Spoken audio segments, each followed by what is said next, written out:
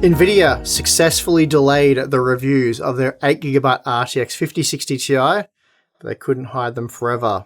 After about a week's delay, I can finally show you just how bad this product is. And if you missed it, last week Nvidia released the RTX 5060 Ti, available in either an 8 or 16GB configuration. And leading up to the reviews, we learned that Nvidia was actually actively delaying the 8GB models, meaning it wouldn't be featured in any reviews, but it would be available for purchase when the reviews went live or very shortly thereafter, and that indeed turned out to be the case. I snapped up the Asus Prime model for 720 Australian dollars, which is currently the most affordable RTX 5060 Ti we have in stock, and then with the most affordable 16GB model being the MSI Ventus 2X for $880, and that's a 22% premium if you want the 16GB model.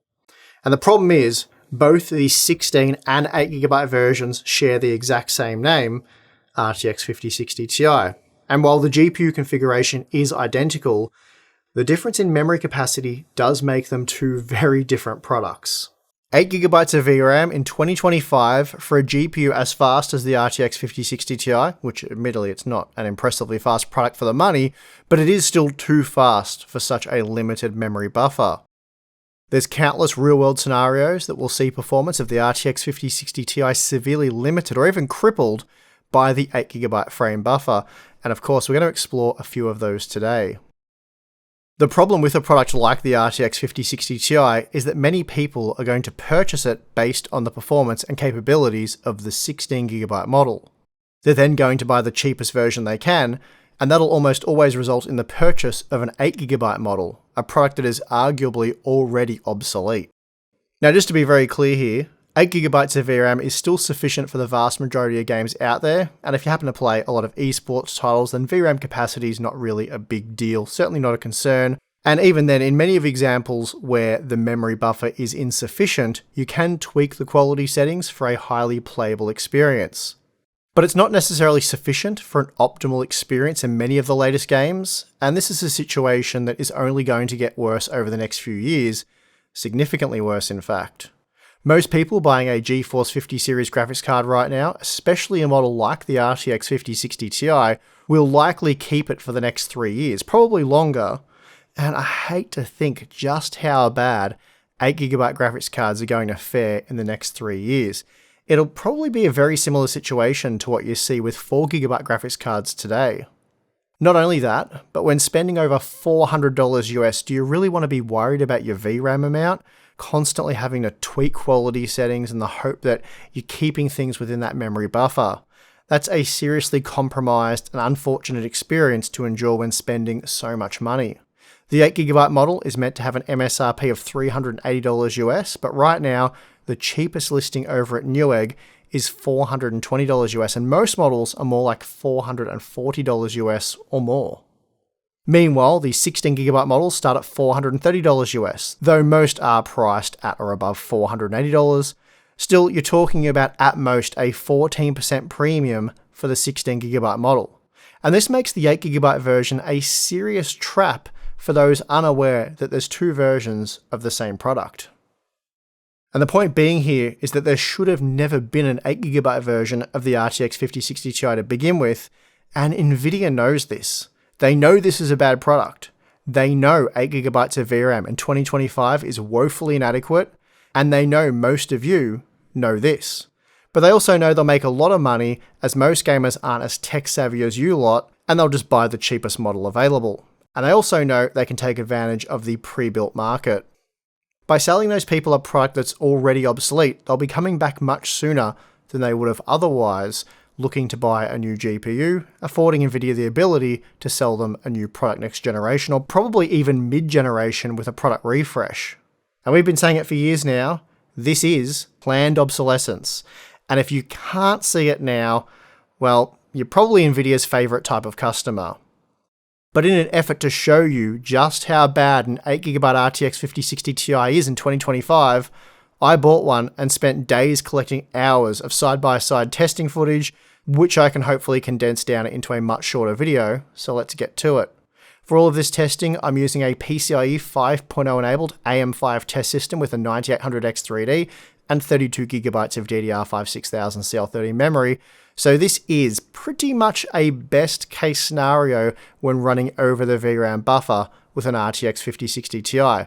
The results on a PCIe 4.0 system will be worse, and they'll be worlds worse for a PCIe 3.0 system. So, let's get into the results. We'll start with The Last of Us Part 2 and at 4K no less. You might think 4K is a silly resolution for such a product, but I disagree for a few reasons. Firstly, the RTX 5060 Ti is powerful enough for 4K gaming, especially with upscaling, like what we're using here with DLSS quality. And secondly, high quality 4K high refresh rate monitors now cost less than an RTX 5060 Ti, and they enable a truly breathtaking experience. But the key takeaway here being that the 16GB card was able to deliver 68 FPS, whereas 8GB is limited to just over 30 FPS with regular frame time spikes. By the end of our test, we were looking at 120% better 1% low performance for the 16GB model. That's a pretty insane difference, but I'm confident some will attempt to dismiss this testing, so let's try again at 1440p. As you'd expect, things do improve at 1440p for the 8GB model, but even so, we're still running into periods of horrible frame time performance, and frame rates in general are around 30% higher for the 16GB card.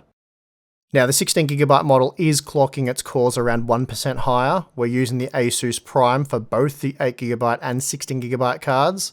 So this is just how they're clocking out of the box. And obviously a 1% clock frequency discrepancy can't account for the massive difference in performance that we're seeing here.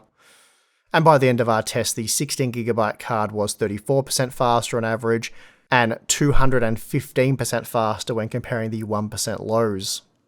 Now, a selling point of the GeForce 40 and 50 series has been frame generation, at least according to Nvidia's marketing.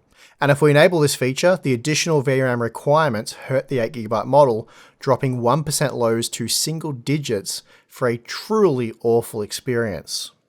Okay, but what if we drop down to the high preset at 1440p with DLSS upscaling enabled?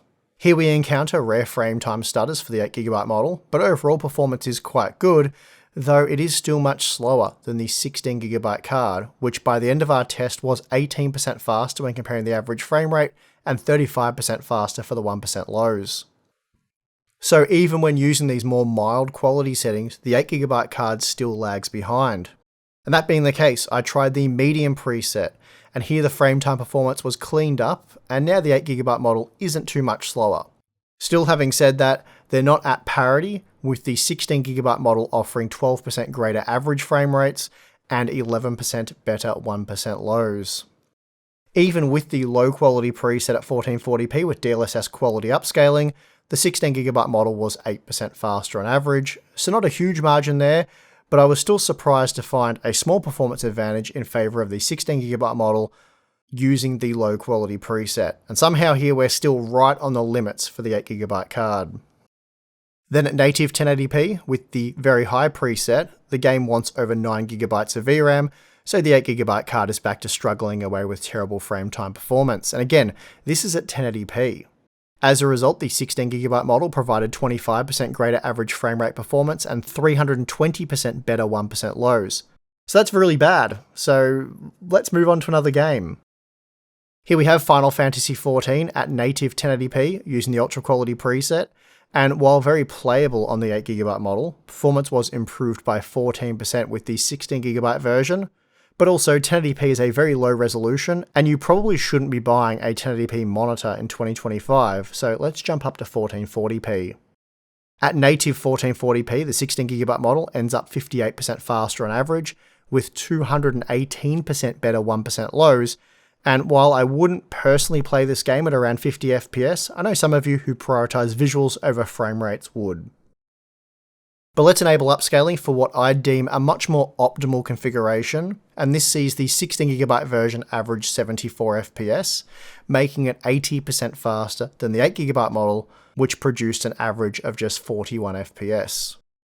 Now, out of interest, I enabled the frame generation feature, which did seem to help the 8GB card, but even so, by the end of our test, the 16GB model was reported to be 24% faster for the average frame rate and 30% faster for the 1% lows. And despite the frame rates for the 8GB model looking reasonably good, the game did feel noticeably worse. Finally, playing at native 1440p with the high preset allowed the 8GB card to roughly match the 16GB version, coming in just a few percent slower. Now, getting the 8GB RTX 5060 Ti to play Indiana Jones in the Great Circle wasn't that easy, as only the low and medium settings worked. And even then we couldn't test at 4K with DLSS enabled using the medium preset, as the game would immediately crash to desktop. So at native 1080p, using the medium preset, the 8GB card averaged 114 FPS, and this meant the 16GB version was still 7% faster, but overall, the 8GB card did work well enough here. But if we go to 1440p, the 8GB model starts to struggle, and while it maintains decent frame time consistency, the 1% lows were 90% greater for the 16GB model, while the average frame rate was improved by 82%. So in this example, the 16GB card was very usable under these conditions. The 16GB model was also highly playable at 1080p using the Ultra preset, and even at 1440p with upscaling it did work well. Again, anything above medium and the 8GB model crashes to desktop, so we really are talking about a night and day difference between these two memory configurations for the same GPU. Playing Hogwarts Legacy at native 1440p with the Ultra preset saw similar performance on both models, though the 8GB card did suffer some texture popping issues, which we've documented in the past with the 8GB RTX 4060 Ti. The performance-related issues for the 8GB card began when enabling ray tracing. Using the high preset with high RT at 1440p, saw the 16GB model deliver 62% greater average frame rate performance, with an insane 483% increase to the 1% lows. Basically, the 8GB card was a broken, stuttery mess under these conditions. Therefore, I tried the medium preset with medium ray tracing, and here the 8GB model still suffered frequent frame time issues and overall poor 1% low performance, which saw the 16GB card up to 96% faster. Next up, we have Horizon Forbidden West at 4K, using the DLSS performance mode with the very high quality preset, and these settings didn't work at all on the 8GB card. The game was completely unplayable with 1% lows of 9 FPS. The 16GB model, on the other hand, was good for over 60 FPS when looking at the 1% lows, and managed to average 72 FPS in our test, making it 350% faster for the average frame rate, and 589% faster when comparing the 1% lows. So let's try 1440p with DLSS quality. Here the 8GB model was better, but still not good, and still not playable with 1% lows of just 18 FPS. And this meant the 16GB model was even faster than what we saw at 4K, averaging almost 100 FPS, making it 234% faster, or 344% faster when we look at those 1% lows. So what about 1080p native with the very high preset? These settings were playable on the 8GB model, though frame time performance wasn't great. The 16GB model, on the other hand, ran like a dream with 100 FPS on average and 1% lows of over 80 FPS, making it almost 80% faster on average with 131% greater 1% lows. Now, 1440p with DLSS quality enabled using the high preset, so not the highest quality preset, we still found that the 16GB model ran much better. Now, please note, I messed up the scaling size for the overall statistics in Riva Tuner, as I did have to come back and retest the 16GB model to try and get the test results done at the same time of day. But please note, both GPUs were tested under the exact same conditions, both are at 1440p with DLSS quality enabled. Under these conditions, the 16GB model was 148% faster for the average frame rate and 193% faster for the 1% lows. The 8GB model also struggled with frame pacing, often resulting in a very jittery experience. Now at 1440p, still using DLSS quality, but this time with the medium preset, we finally find settings where the 8GB model works. Not super well, but it does mostly work. There was still the occasional frame time issue, and this did see the 16GB model produce 47% greater 1% lows. Space Marine 2 provides an interesting look at the 8GB versus 16GB comparison, and a key reminder for why benchmark graphs aren't always the best way to test this stuff. Using the Ultra preset with the 4K texture pack enabled, at 4K with DLSS quality upscaling, we're looking at comfortably over 60 FPS for both GPUs, though quite oddly, you might have noticed that the 8GB card is actually a little bit faster here, and there is a reason for that, and that reason is it's not fully rendering the game. Here's a look at some static shots of how the game looks. Now quite easily you can see just how bad the 8GB presentation is, and then how good the 16GB model looks. I don't really need to point out the differences here, it should be plain to see, and as awful as the muddy low resolution textures are, they're actually made worse by the constant pop-ins as the game tries its very best to fit in the higher resolution textures, but just ends up in a flickery mess. Under these conditions, very few textures are rendered correctly on the 8GB card, whereas the game looks amazing with 16GB and plays very well. And we've seen plenty of other examples where the frame rate performance appears fine for cards without enough VRAM, and in fact is, but the presentation is awful. Halo Infinite and Forspoken are two other games that come to mind. Moving on to A Plague Tale Requiem, for this test we're again at 4K with DLSS quality upscaling with the Ultra preset, and while the 16GB model isn't amazing here, we did see on average 52 FPS, making it 33% faster than the 8GB model, with a 51% increase to those 1% lows. More realistic settings though would be to use DLSS performance at 4K. Here the 16GB model averaged over 60 FPS, though so too did the 8GB model, but the 16GB card did improve the 1% lows by 23%. Now for over 80 FPS, you can enable the ray tracing setting at 4K with DLSS performance, but with the high preset. Here the 16GB card averaged 86 FPS in our test with 1% lows of 72 FPS, so very good performance there, and that made it much faster than the 8GB card, which was unable to deliver playable performance, and it actually ended up crashing under these conditions. I tried multiple times, it would end up stuttering badly, which eventually led to crashing. Presumably the VRAM buffer was overwhelmed to the degree that the game just wasn't able to deal with it, at least in the way it's designed, and that caused a hard crash to desktop. Next up we have Assassin's Creed Shadows, which we're testing at 1440p with DLSS balanced upscaling enabled, using the very high preset, and here the 8GB model did suffer poor frame time performance. As a result, the 16GB model was 52% faster when looking at the 1% lows, and 50% faster for the average frame rate. More crucially, the game was enjoyable at 66 FPS on average, and not so much at 44 FPS using the 8GB card with those terrible frame time issues. Enabling frame generation didn't solve the poor frame time performance for the 8GB model, and in fact the 16GB model is now 62% faster when comparing the average frame rate performance. Now for testing Cyberpunk 2077, we're at 1440p with DLSS quality using the Ray Tracing Medium preset, and this completely killed the 8GB card. And of course this is an RTX based product, so I'm really not sure what kind of ray tracing you're doing with an 8GB graphics card. The 16GB model managed to average 54 FPS here, a 26% improvement over the 8GB model, but of course it was the 1% lows that were the big problem. Here the 16GB model was 73% faster. So again, frame time performance was very poor for the 8GB model.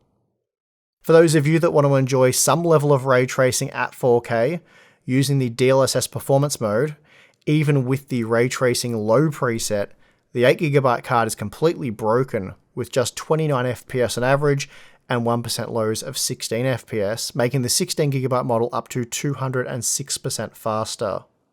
A quick look at Marvel Rivals at 4K with DLSS performance enabled, along with the Ultra preset, saw the 16GB model average 69 FPS with 1% lows of 53 FPS, so certainly playable, though not what I'd call ideal for a multiplayer shooter. Still, when compared to the 8GB model, the average frame rate was 30% higher, with an 89% boost to the 1% lows. Moving on to Spider-Man 2, we'll start with the 4K results using DLSS performance mode with the very high preset. This simply didn't work with the 8GB model. The game was basically broken with terrible frame time performance and an average of less than 20 FPS. In contrast, the 16GB model averaged over 60 FPS with a 533% improvement to the 1% lows. So needless to say, the 16GB model was much better. Lowering the resolution to 1440p with DLSS quality, we find that the 8GB model is still completely broken. There's no chance anyone will find this playable, whereas the 16GB model averaged over 80 FPS with 1% lows of 47 FPS, allowing for a smooth, enjoyable gaming experience. Now for this next test, we're still at 1440p with quality DLSS, but I've downgraded from the very high preset to the high preset. But even here, the 8GB model still proves to be woefully insufficient, while the 16GB model averaged over 90 FPS, a 221% increase for the average frame rate and 358% for the 1% lows. Now, in an effort to achieve playable performance with the 8GB model, I dropped down to the native 1080p resolution, as upscaling isn't great at 1080p, so we opted for native. And when using the very high preset, the 8GB model is still terrible, averaging just 49 FPS, making the 16GB version almost 60% faster with an impressive 78 FPS on average. So now we've dropped down to the high preset at 1080p, and even here, the 8GB model was still very poor, delivering awful frame time performance and weak performance overall. As a result, the 16GB model was 35% faster when comparing the average frame rate and a massive 58% faster for the 1% lows. So again, just 8GB of VRAM is a terrible option in Spider-Man 2. Moving on to Star Wars Jedi Survivor, I haven't even bothered turning on ray tracing for this one. At 4K using DLSS performance mode with the Epic preset, the 16GB model delivered a satisfactory 68 FPS, whereas the 8GB model was limited to just 32 FPS on average. And that means the 16GB model was 113% faster for the average frame rate and 104% faster for the 1% lows. But more than that, the 16GB model actually rendered the game correctly, whereas the 8GB model featured a number of missing textures and artifacts. Now, a game where the 8GB model worked fine was Alan Wake 2. Here we saw very similar performance between both versions of the RTX 5060 Ti, and of course, as I noted at the start of this video, this is what you can expect to see in most games. God of War Ragnarök is another example where 8GB of VRAM was mostly fine. There was a small performance hit here and there at 4K using DLSS performance mode with the Ultra preset, but you can generally get away with 8GB of VRAM, though that is in our test. This might differ in other areas of the game or after extended periods of gameplay. Then we have Black Myth Wukong, which was also mostly okay with 8GB, though we did see slightly better performance with 16GB. And again, this might change in other sections of the game or after a more extended period of gameplay, but the point is, even in these examples, we're right on the edge of the 8GB buffer. So there you have it. We just looked at 15 different games, each with numerous examples where the 8GB version of the RTX 5060 Ti is clearly held back by its memory buffer, and that's evident by the fact that under the same conditions, the 16GB model was perfectly usable. It's painfully obvious now that an 8GB frame buffer is no longer satisfactory beyond really the most entry-level products, which they can't cost more than $150 US. And since those products no longer exist, neither should 8GB VRAM capacities, especially for discrete GPUs. Realistically, the minimum here should be 12GB, but in reality, moving forward, for an experience that is never compromised due to VRAM, you really want 16GB. And I'm confident within the realistic lifespan of these products, that will be proven to be the case, beyond a shadow of a doubt. That being the case, don't let people gaslight you into thinking the RTX 5060 Ti can't or shouldn't be used for 4K gaming. As we just saw, with enough VRAM, it absolutely can be, and 1440p with upscaling should very much be a thing a $400 US GPU can do. And again, with enough VRAM, this is certainly the case for the RTX 5060 Ti. I've seen a number of people argue that the RTX 5060 Ti is designed or even intended for 1080p gaming, and this is complete nonsense and a terrible argument for any consumer to be making. Again, as proven here, the RTX 5060 Ti is very capable at 1440p and 4K with upscaling enabled. The key ingredient here being that 16GB VRAM buffer. In my opinion, this one's very simple. If buying a new graphics card in 2025 and spending around $300 US, it needs to have a minimum of 12GB of VRAM. $400, you're looking at a minimum of 16GB, and then obviously anything more expensive than that does need to have a minimum of 16, but Realistically, products like an RTX 5080, for example, they should have at least 24 gigabytes of VRAM, especially with next generation consoles arriving within the realistic lifespan of that product. It's probably going to be an RTX 3080 10GB situation all over again, just at a considerably higher price point. Again, this works out really well for Nvidia. Super convenient. As I said, it's their planned obsolescence strategy, which means RTX 5080 owners will have to upgrade much sooner than they really should need to. As for the RTX 5060 Ti, my issues with this product are largely based on the fact that the RTX 5060 Ti 8GB and 16GB share the same name. Realistically, there needs to be just one memory configuration here, given how devastating the effects are on performance when buying the wrong model. So we should have one RTX 5060 Ti version with 16GB of VRAM, and then a non-Ti model, probably with 12GB of VRAM, or ideally 16GB. There's really no room or even justification for an 8GB model in the RTX 5060 series. Something else worth keeping in mind is the resale value of these things. As far as we can tell, based on the sold eBay listings, the 16GB version of the RTX 4060 Ti is fetching on average 42% more than the 8GB version. And that's despite the fact that the new 16GB models never cost more than 25% more. So I think you can expect that situation to become increasingly worse for the RTX 5060 Ti. These 8GB models are going to be worthless in comparison in about 2 years from now. Anyway, in conclusion, the 8GB version of the RTX 5060 Ti is the worst trap that we've seen for mainstream gamers, probably ever. Nvidia really has outdone themselves on this one. Their obvious attempts to minimize reviews exposing this product so that they can take advantage of gamers is disgusting, and they plan to do the exact same thing with the upcoming RTX 5060, but of course we'll race out and buy one of those as soon as we can. The 8GB RTX 5060 Ti is just another point towards the GeForce 50 series being Nvidia's worst ever, and it's made it all the more frustrating due to the fact that it just didn't have to be this way. For now though, I am done with the 8GB RTX 5060 Ti, and I hope all gamers are. But at least on the bright side, I guess Nvidia has provided us with some pretty great tools for investigating VRAM usage now and in the future. I said the same thing with the GeForce 40 series. I can't believe in 2025 we're seeing a repeat of this configuration, but there you go. What more can you say? Anyway, don't forget to like the video if you enjoyed it. Subscribe for more content. As I said, we will be getting that RTX 5060 as soon as we can, and we'll be looking at AMD's answer to this stuff. Hopefully AMD has paid attention here and we don't see any overpriced 8GB cards from them. That'd be great to see, but we'll wait and see. I'm not going to hold my breath on that one. Other than that, we have the join button, Patreon if you want to become a member.